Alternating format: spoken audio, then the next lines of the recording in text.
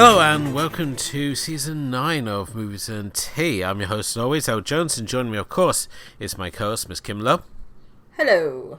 And as you said, this is Season 9, start of a new season, which means a new director. And this season we are looking at Hayao Miyazaki, the head of Studio Ghibli, as we take a rather selective view of the Studio Ghibli back catalogue, as we're only going to be looking at the works of Miyazaki over the course of this season. Tonight kicking off with The Castle of Cagliostro, probably one of the most least watched of his films, if we were to do a poll amongst Ghibli fans, or just look at Netflix and see that it's the only one with most liked not attached to it. Kim, when it comes to Miyazaki, I think it's safe to say we're both fans of his work and the Studio Ghibli films in particular. Yeah, it is, for sure. I'm a big fan. Obviously, I still have some movies I haven't seen in his directorial, so this season will be pretty nice to catch up on those few movies that I haven't seen. But to be fair, the Castle of Cagliostro isn't part of the Studio Ghibli catalog, as it was before he made the company, I believe. So true, because this is actually his first feature-length film to be directed, and as such, it doesn't bear many of the trademarks that we've come to expect for Miyazaki's films. Certainly we don't have a female heroine here. There's none of the themes of environmentalism, and yet there's certain traits that are still exactly the same, such as the fact that we have a character that adheres to the concept of what a hero is, and we get flying machines. So while we're not obviously touching on all his main traits in this first film, certainly we're seeing some of those earliest examples of the traits which we've become so familiar with his work. And certainly with Miyazaki, he's often wrongly branded as the Walt Disney of the East, a title that he openly despises, saying that the films he makes are completely different than the ones that Disney makes. And certainly there is obviously that whimsiness to his films, where he makes films that look like fairy tales but actually got real sort of complex plots and have these fantastical characters and worlds within them. But when we look at his films, they've often got a much darker edge to them. They often go into a lot more sort of adult themes, as we obviously cover over the course of the season, and certainly highlight a lot more of these themes as and when they appear in his work. Miyazaki also holds a very distinct contract when it comes to his films being adapted for the English market. If they're ever given a English dub, then the contract says that no studio is allowed to cut them at all. A point he made especially to Disney when they were putting out the now more popular celebrity dubs of the Studio Ghibli works, where he sent Samurai Sword over with a note attached saying no cuts. And certainly when you look at Princess Mononoke, it was a rule that certainly meant that Disney got something that they perhaps weren't expecting. But tonight, as I said, we're going all the way back to The Castle of Cagliostro, a feature-length film that attaches the Lupin the Third series. Lupin the Third, a gentleman thief. This being a series of first in a series of feature-length adventures, which sees Lupin, or if you watch the English dub, he's named really randomly as Wolf. I have no idea why, but he teams up with his usual cohorts, Jigen and Goemon, to conduct a heist on the Castle of Cagliostro, where he believes these plates are being held. They're producing vast quantities of fake money that is certainly helping the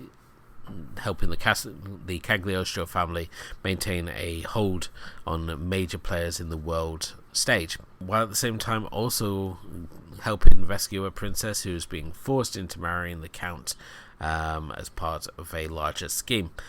With this one, Kim, this is probably for myself one of the ones I've watched the least out of the Ghibli movies. I've seen this one I think about 4 times now, and it's just not been one that I've returned to when I compare it to the likes of Princess Mononoke or Spirited Away.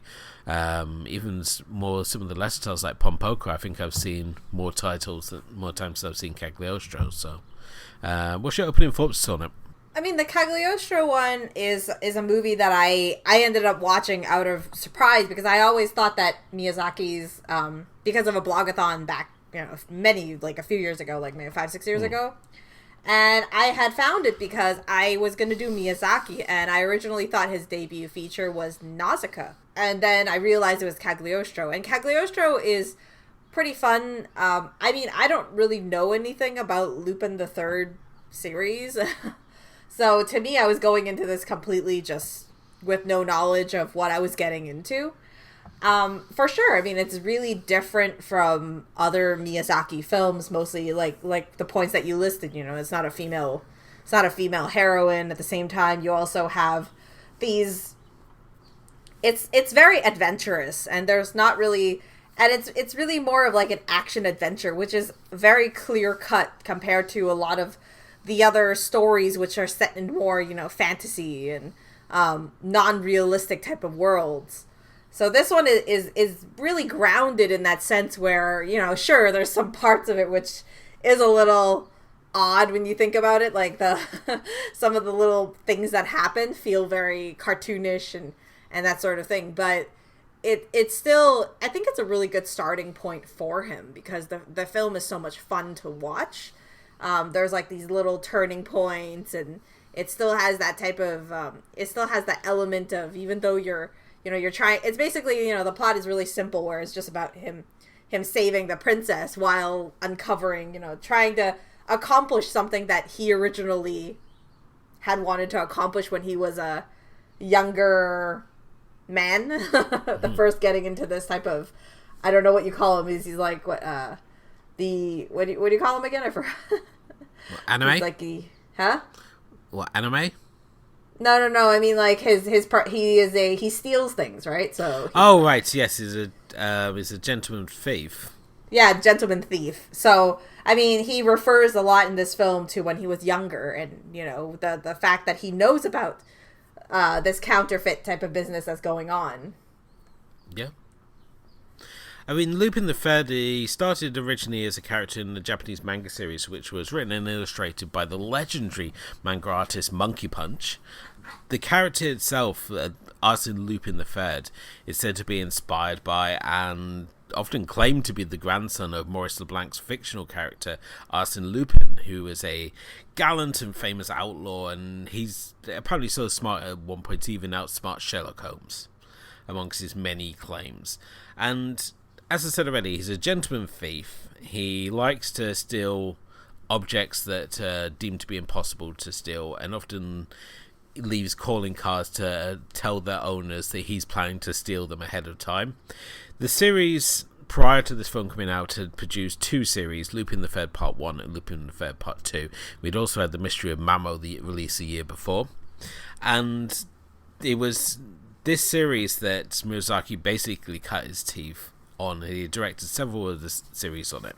He was basically given the opportunity to direct a feature film for this, and this was really sort of like, as I said, his first outing as a director, and it would form basically the foundation of what would go on to be Studio Ghibli, which would be formed in '85. And he was working alongside Isao Takahata as well as Tohisho Suzuki.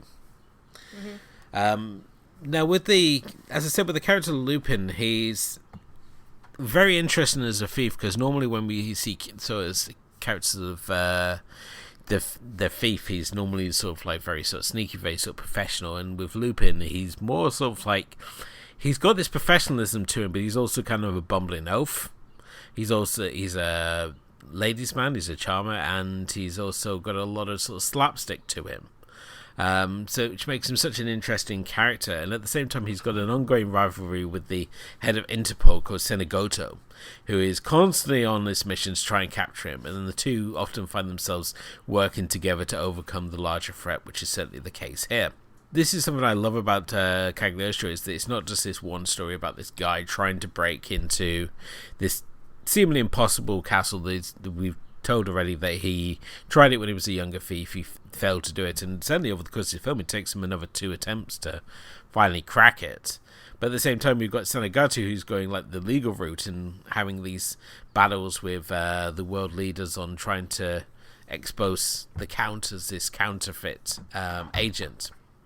So we've got all these wonderful different subplots that are going on with this story as well. So like there's a lot of different angles to the film itself, you know, and it's not only about Lupin. You know, halfway through you have another lady who you realize is also a thief of her own sort. They cross paths a lot also, and she comes into play where she's also doing these type of little sneaky things where she's like impostoring some other person or playing a different role in order to get Fujiko. into somewhere. And Fujiko. Fujiko's kind of like the Catwoman of this world. Yeah. She's as you said already, she's a fellow thief, and she's kind of like an on-off love interest for Lupin, and where she like help him where it sort of like benefits herself. But as I said, at the same time, she's always watching out for her own interests. So, it's the thing with this film. It throws in all these characters and kind of, in respect, expects you to know, but at least gives you. But he gets a proper introduction where Fujiko just basically disappears. And it's sort of like you have this interaction, sort of like where they just like they interact like they've known each other for years. It's like, who are you? You're just this. We thought you were just the handmaiden, and now you're like revealing yourself as this other thief. I do like that in a way, but it's also one of the downfalls of the film, in the sense that if you didn't watch any of the series before and you went into this one, it is fun, but then they throw a lot of characters at you in a lot of different situations. Yeah. So there's like, it feels like you need a little bit of time to kind of catch up to all these people and all their names and stuff. What's really good though is, I mean, the character design themselves are so different that even if you don't remember their names, at least when you see their face, you kind of have an idea of who they are. They have a real sort of distinctive look to them. Sort of like, you can see who Jigen is because he's looking like he's should be in a jazz band or something. Then you could Goemon, who's obviously a samurai, because why not? And everyone has their role. I love in his group, it's sort of like Jigen's like his sort of sidekick, but he's also like the marksman, and Goemon's sort of like kind of like the heavy because he handles all the fighty bits. Again, he's a samurai, which makes no sense. Like, he's introduced like in a horse and cart, and you think, how long did it take you to get from where you were to Cagliostro on that bloody thing? And we also have a really great villain with the Count. I think he's such an unscrupulous villain. He's sort of very driven in what he's doing, and the fact he's gonna force this young girl to marry him to carry out this prophecy that's going to reveal this great treasure at Cagliostro. And he has this sort of like sniveling little henchman butler with him as well, which is also a really nice touch. So the butler looked a bit like it was like the butler from the Rocky Horror Show. Oh yeah, Riff Raff. Yeah. So no, I mean I think the Count is a pretty good villain overall. He is like, in today's type of structure, he is rather generic. I mean, you basically, when you have a villain, he always has that type of, like, it's kind of like, you Count Olaf and series of unfortunate events. He's trying to force Violet Baudelaire to marry him. Yeah. And that's the same kind of concept as here, where he's trying to get someone's fortune, so he's trying to do that. So there's a little bit of parallels to, when you look at villains like this, it's a bit of a parallel to say Castle in the Sky, so you have little things that you can kind of see, which like maybe elements of the anime that maybe Miyazaki is more drawn to, maybe like the darker sides of things that he really likes to use in his own stories later on as just like one-off element type of thing, right? Yeah, this thing, you can watch this film on its own. You don't have to watch like every single episode of Lupin. I mean, they're still making Lupin now. There's even like a French adaptation on Netflix as well at the moment, which I haven't seen, so I can't really comment on that one.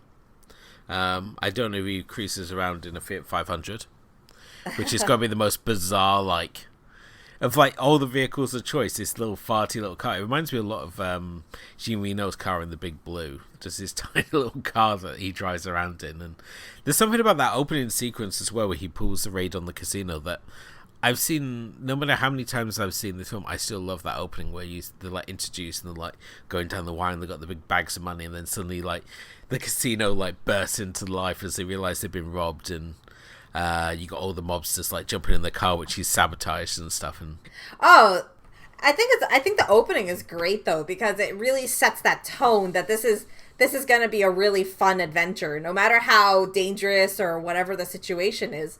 Like Lupin's one of those like goofy detectives of the back in the days, you know, like where they do, you know, like they're not exactly experts at what they're doing, but at the same time, you know, like they're so, you know, they're really well known, but at the same time they're kind of a bit of like, they almost feel like they're effortlessly or just kind of going through this with a lot of luck and this like improvising as they go type of thing. Oh, there's unquestionable moments where it just feels like he's Forrest Gumping his way through this whole adventure.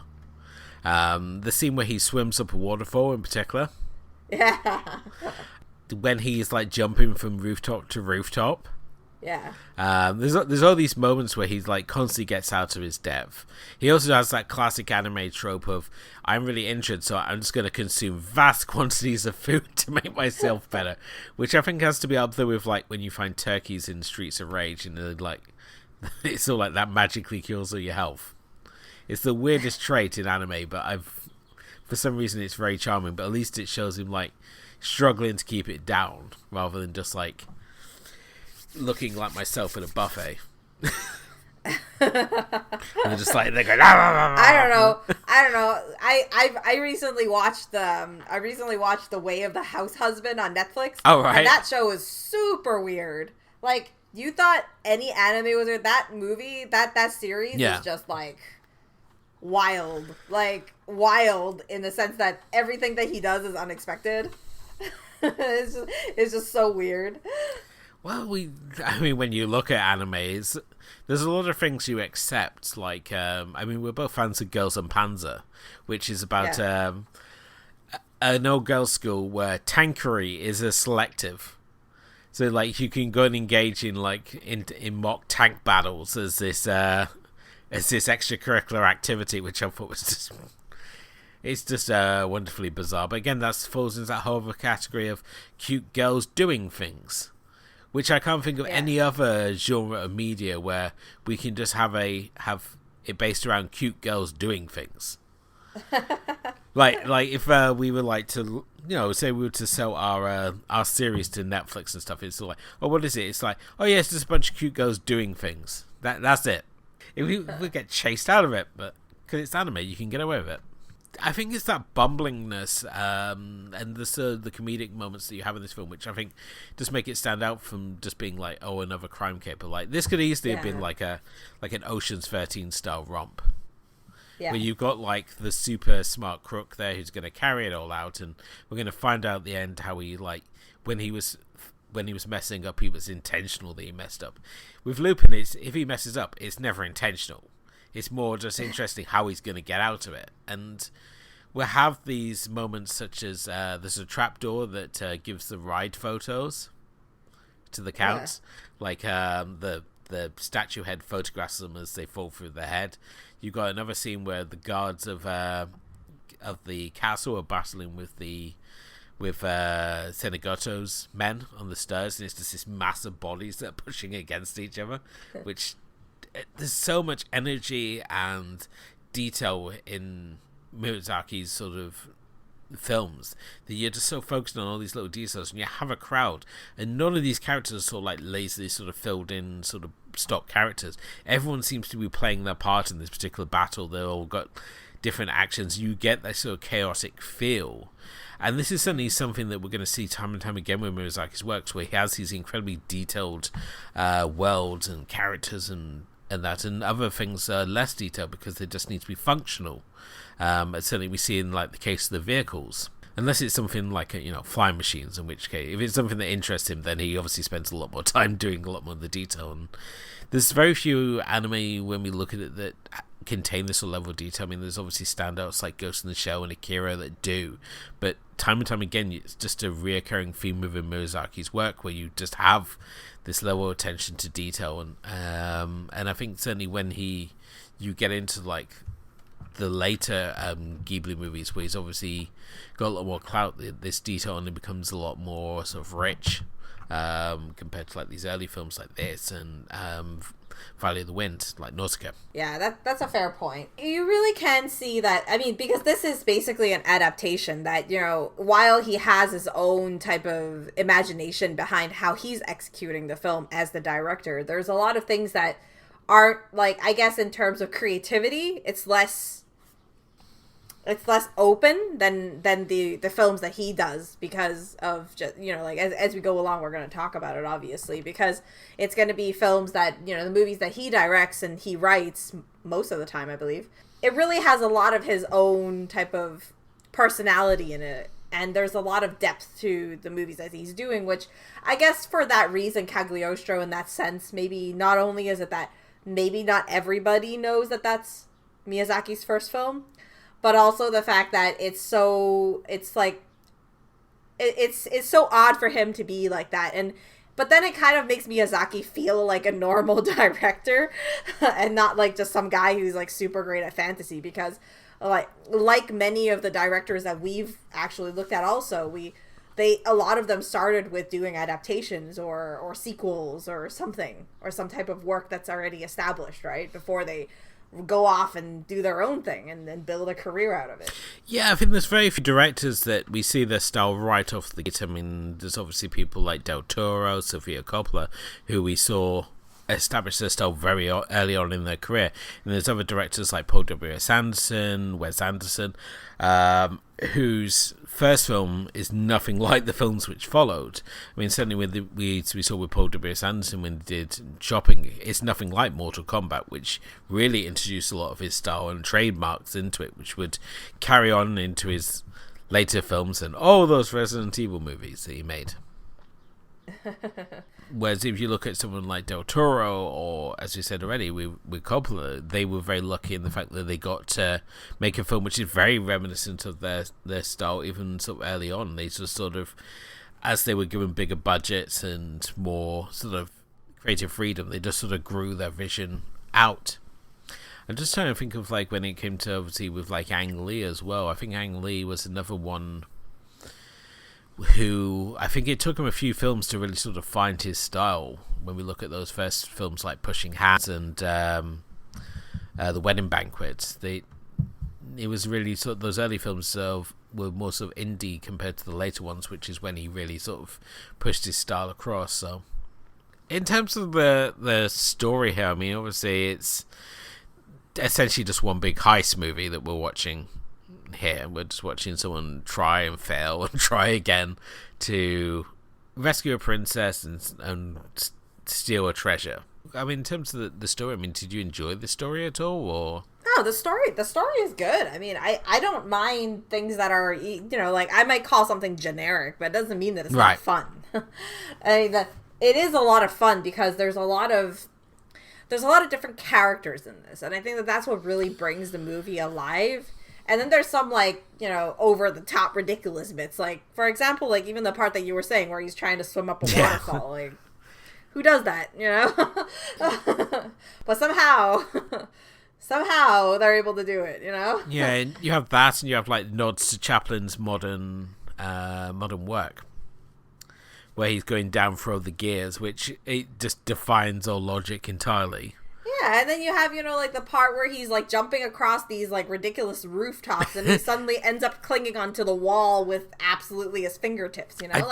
I don't know why that makes me feel so anxious every time I see that when he's doing like those leaps from rooftop to rooftop.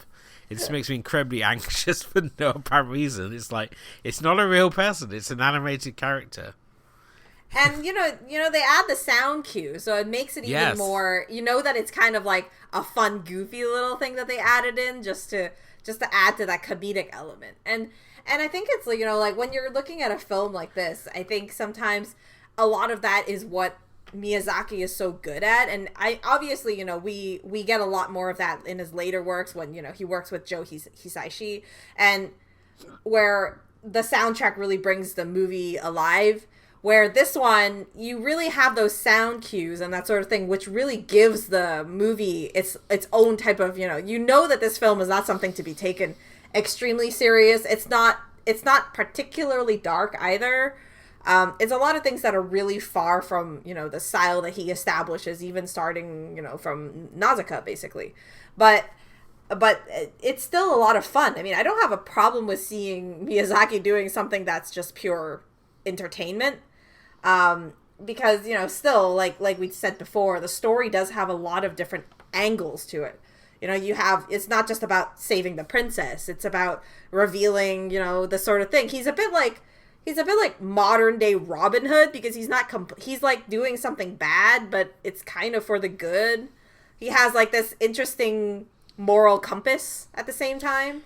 He does, definitely. I mean, certainly the moral compass is certainly a real reimagining by Miyazaki, because in the books he has a little less. He's got less of a wholesome side to him. Like he in this one, obviously he's driving around in the little Fiat 500, but we'll see him like in the series and the books, like he'll drive around in like expensive cars, and certainly when it comes to his sort of like sidekicks, and they were a lot more cold, and this one they're giving a little more of a humorous edge. They're giving a little more life to them, and I think these little changes to them, they don't really affect the character. And I think it's the same as like when anyone gives their take on a long-standing character. Like we look at Guy Ritchie's take on Sherlock Holmes, is completely different to like the Battle of Rathbone Sherlock Holmes movies. So I think it's fine to make changes to a character, and if it works within the framework of the story you're telling. And certainly with the character Lupin, I mean, obviously he had the advantage as well that, especially for audiences outside of Japan who probably weren't familiar with this character, that as their first introduction, they're not going to really question the fact that like why characters are acting in a certain way. So I think he got that little bit of advantage there as well, if perhaps not ultimately intentional to begin with. So I think that's one of the main things. Like for me, because I didn't really know Lupin the first time, and I never really went to seek it out even after Netflix released the series. So I'm still, to me, it's just a really fun idea. Like I have a general idea of what Lupin is now through like research and stuff, but I don't really. I'm not a anime and manga type of person to start with. Like I'm not very focused on that side of things, so I kind of just accept them as they are. Whether I have fun or not, or whether it's an adaptation or based on whatever, it doesn't matter as long as it's a good time. Yeah. I mean, Monkey Punch himself cited that 95% of Lupin the Third fans outside of Japan cite this work as what triggered them to become a fan. I said, "This is not my Lupin, but it's a very good work by Miyazaki-kan, wrapped in kindness that I couldn't have drawn, but the second half of the caper was cut off, and only the first word was taken up. My Lupin is poisonous." But, so yeah, I mean, as I said, he, in that roundabout way, I guess he gets his thumbs up. So, and I know Spielberg's a fan of this one, so I'm surprised he didn't try and make it himself, which is really bizarre, because, anything that Spielberg likes, he tries to make his own version of, as we saw with, like, Tintin. Well, Spielberg is far from the end of his career, so there's still a chance. Who knows? Yeah, Spielberg is basically just gets to do what the hell he wants, doesn't he, really? So, yeah.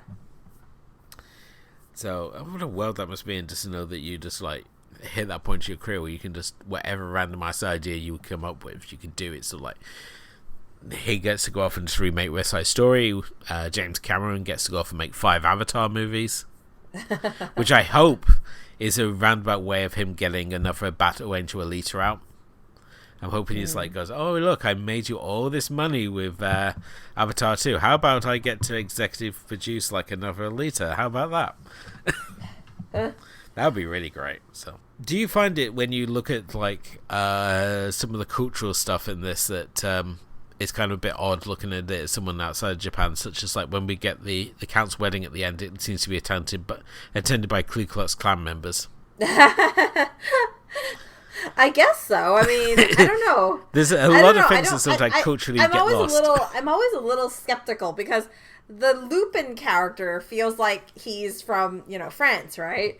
And then you have this Cagliostro, which feels like that's in Italy, and then you have like this, and then you have these characters which have like these Japanese names. It's really hard to pinpoint what type of culture we're going for here.